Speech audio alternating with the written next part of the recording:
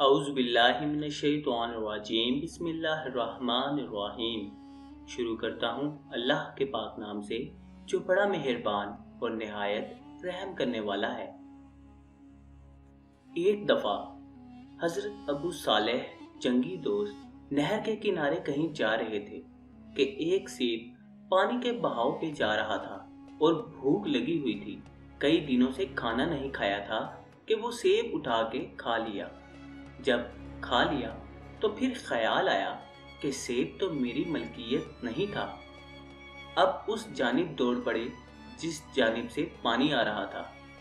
بڑی دور جا کے باغ نظر آیا جس کی شاخیں پانی میں لٹک رہی تھیں۔ سمجھ گئے کہ یہ اسی باغ کا سیب ہے۔ باغ کے مالک کو جا کے ملے اور کہنے لگے، میرے گمان کے مطابق آپ کے باغ کا سیب پانی میں ٹوٹ کے گرا بہتا جا رہا تھا۔ مجھے بھوک بہت شدید لگی تھی، میں نے کھا لیا۔ پھر خیال آیا کہ یہ میری ملکیت نہیں تھا۔ میں بھاگا بھاگا آپ کے پاس آیا ہوں، یا تو مجھے معاف کر دیں یا اس کی قیمت لے لیں۔ مالک نے سوچا، یہ ایک سیب کے لیے اتنی دور سے آیا ہے، یہ تو کوئی جوہر ہے۔ باغ کا مالک بھی کوئی عام شخص نہیں تھا، نام تھا عبداللہ سومئی۔ کہا، اتنا بڑا گناہ اور اتنی جلدی معافی؟ ابو صالح اب دیدہ ہو گئے اور کہا، مجھے معاف کر دو یا پھر مجھے بتاؤ اس کے بدلے میں کیا کر سکتا ہوں۔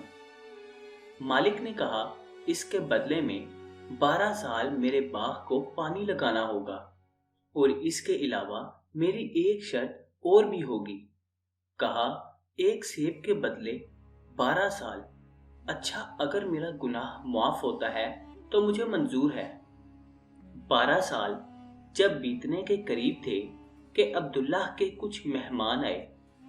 انہوں نے ابو صالح سے سیب لانے کو کہا، تو جب سیب توڑ کے لائے تو وہ کچھ پکے تھے اور کچھ کچے۔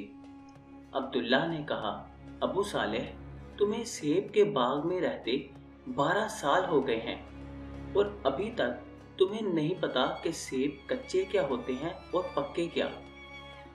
کہا، میں ایک سیب کھانے کی سزا بھگت رہا ہوں، تب سے اب تک میں نے سیب کو آنکھ اٹھا کے بھی نہیں دیکھا۔ عبداللہ نے کہا، میری دوسری شرط یہ ہے کہ میری ایک بیٹی ہے جو آنکھوں سے اندھی ہے، پاؤں سے لنگڑی اور کانوں سے بہری ہے، اس سے شادی کرنی ہوگی۔ ابو صالح جوان تھے، افنوان شباب تھے، آرزوؤں کے مچلنے کا وقت تھا۔ کہا، اگر میری خطا معاف ہوتی ہے تو مجھے منظور ہے۔ عبداللہ گھر لے گئے، نکاح کر دیا بیٹی کا۔ جب حجرہ عروسی میں بھیجا تو وہاں صحیح العصا دوشیزہ بیٹھی تھی۔ ابو صالح ڈر کے مارے واپس بھاگ آئے۔ عبداللہ آگے ٹھہرے تھے، پوچھا، کیا ہوا؟ کہا، ایک گناہ کی سزا ابھی تک بھگت رہا ہوں، وہاں کمرے میں تو کوئی اور بیٹھی ہے، جو خصائل آپ نے بتائے تھے وہ تو اس میں نہیں ہے۔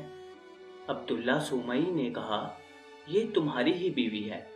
جو کانوں سے بہری کہا تھا تو اس نے کبھی غیر محرم کی آواز نہیں سنی، جو آنکھوں سے اندھی کہا تو کبھی غیر محرم سے ہم کلام نہیں ہوئی، اور جو پاؤں سے لنگڑی ہے تو اس کا مطلب یہ ہے کہ گھر سے کبھی قدم باہر نہیں رکھا۔ تو ابو صالح اور اس خاتون کے نکاح کے بعد جو بیٹا جنم لیتا ہے، اس کو دنیا غوث اعظم شیخ عبد القادر جیلانی رحمۃ اللہ تعالی علیہ کے نام سے جانتی ہے۔ تو جب لقمہ حلال ہوگا تو نتائج ایسے برآمد ہوں گے، اور جب لقمہ حلال نہیں ہوگا تو نتائج صحیح نہیں ہوں گے۔